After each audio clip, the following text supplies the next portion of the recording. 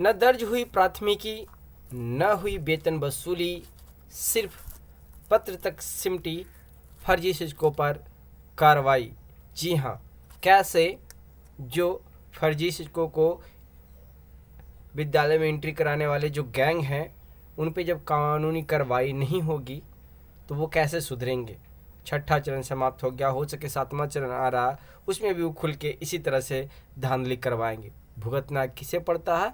तो जो real candidate हैं, जो असली अभ्यर्थी हैं, उनको भुगतना पड़ता है, क्योंकि फर्जी तो विद्यालय में आ जाते हैं और रियल कैंडिडेट बाहर चले जाते हैं।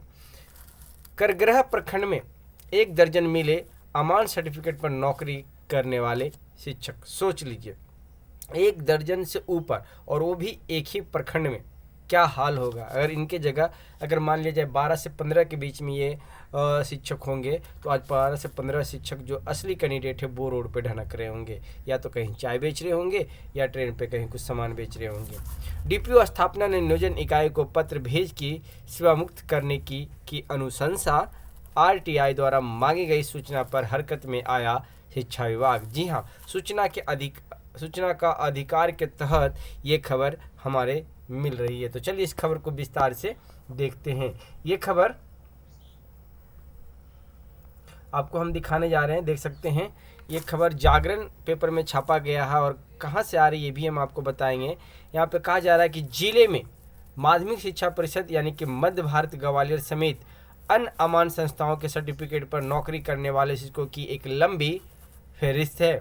वहीं नियोजन इकाइयों के पास इन्हें सेवा मुक्त करने संबंधी शिक्षा विभाग के पत्रों की भी भरमार है। सोच लीजिए, ग्वालियर से ये लोग सर्टिफिकेट प्राप्त करके आए हैं, लेकिन इनके पास अभी तक कोई ऐसा चीज़ नहीं है कि इनको बाहर किया जाए।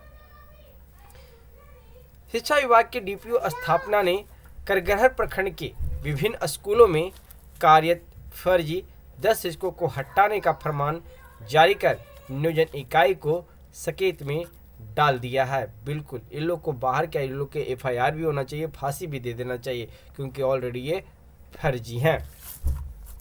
पिछले 6 माह से जिन फर्जी शिक्षकों को सेवा मुक्त करने के लिए शिक्षा विभाग ने पत्र भेजा है, उसमें से एक पर भी इकाई अमल नहीं कर पाई है, क्योंकि जानते हैं पंचायत नियोजन इकाई ही के तहत इसमें शामिल होता है। बहरहाल, ना तो एक भी फर्जी शिक्षक की बर्खास्ती हुई है, न पूर्व में सेवा मुक्त हुए शिक्षकों पर प्राथमिकी दर्ज व वेतन वसूली की ही कार्रवाई हो सकी है।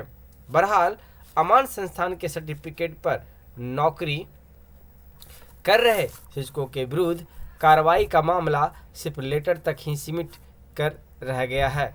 आरटीआई कार्यकर्ता अमर पांडे द्वारा मांगी गई सूचना के बाद एक बार फिर शिक्षा विभाग पूरी तरह से हरकत में आ गया है। जब शिक्षा विभाग को ये बात लगी कि इतने फर्जी शिक्षक हैं और इन पे अभी तक कोई कार्रवाई नहीं किया गया है, तो ये फिर हरकत में आए हैं, और आगे देखते हैं कि क्या एक्शन उनके तरफ से लिया गया है। इसमें कहा जा रहा है कि माध्यमिक शिक्षा परिषद मध्य भारत ग्वालियर समेत अन्य अमान संस्थानों के सर्टिफिकेट पर नौकरी कर रहे चिन्हित शिक्षकों को सेवा मुक्त करने संबंधी पत्र संबंधित नियोजन इकाइयों को भेजना शुरू कर दिया गया है। यानी कि जिस नियोजन इकाई में जो शिक्षक हैं, उनको सेवा मुक्त और नौकरी से निकालने का आदेश दिया गया है। 5 दिन पूर्व अकोढ़ी गोला प्रखंड के विभिन्न स्कूलों में अमान संस्थान के प्रमाण पत्र पर नौकरी करने वाले 2.5 दर्जन शिक्षकों को 2.5 दर्जन यानी कि 30 कैंडिडेट को हटाने का फरमान जारी करने के बाद विभाग के अधिकारी करगहर प्रखंड के स्कूलों में कार्यरत 1 दर्जन शिक्षकों को सेवा मुक्त करने का पत्र संबंधित इकाइयों को भेजे कार्रवाई संबंधी गेंद इकाई के पाले में डाल दिया है। अब नियोजन इकाई शिक्षा विभाग के इस पत्र पर अमल करता है या नहीं, देखने की बात है। पूर्व में ही विभाग इस तरह के कई पत्र इकाइयों को भेज चुका है, जिस पर इकाई कुंडली मार बैठी हुई है। जिन शिक्षकों को बर्खास्त करने के लिए शिक्षा विभाग के डीपीओ स्थापना अमरेंद्र कुमार गोंड ने इकाइयों को पत्र भेजा है, उसमें प्राथमिक विद्यालय अम्बलिया के सदाब मोइन आरजू व पुष्पा कुमारी, प्राथमिक विद्यालय कौवा खोंच की संगीता कुमारी, प्राथमिक विद्यालय घोरडीहा की रंभा कुमारी, प्राथमिक विद्यालय कनक सिमरिया की हजारा खातून, प्राथमिक विद्यालय सारोडी के मोहम्मद औरंगजेब आलम, प्राथमिक विद्यालय मठिया रसूलपुर के हिमांशु सिंह, प्राथमिक विद्यालय सहुआर की शाहीन बानो, उत्क्रमित माध्यमिक विद्यालय कुड़ियारी के संजय सिंह, प्राथमिक विद्यालय बैसपुरा की माधुरी कुमारी शामिल हैं।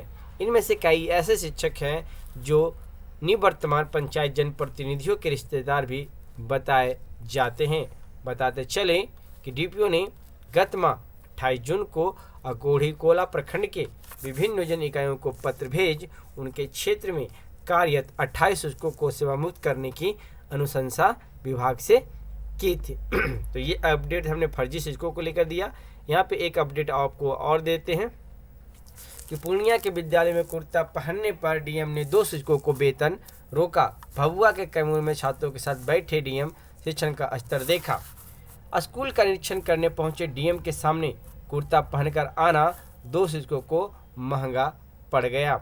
डीएम ने दोनों शिक्षकों को स्पष्टीकरण मांगने का निर्देश दिया है, साथ ही इनके वेतन पर भी रोक लगा दी है। गुरुवार को डीएम सुहर्ष भगत ने श्रीनगर प्रखंड क्षेत्र में चलने वाले योजनाओं, मखाना खेतों व राजकीय उच्च विद्यालय का निरीक्षण किया। सर्वप्रथम जगेली चौक स्थित तालाब का निरीक्षण करते हुए मनरेगा पीओ व कर्मी को निर्देश दिए।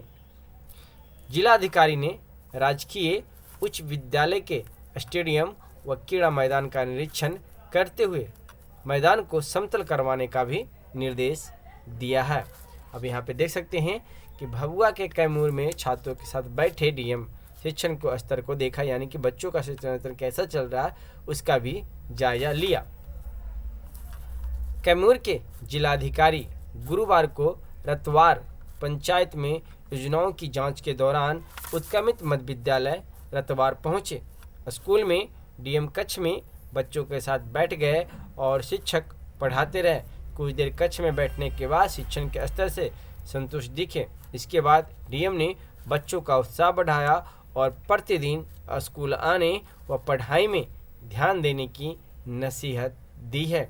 विद्यालय के प्रधानाचार्य ने 4 दीवारी नहीं होने की समस्या बताई है। तो छोटा सा अपडेट हमने आपको दिया दोस्तों।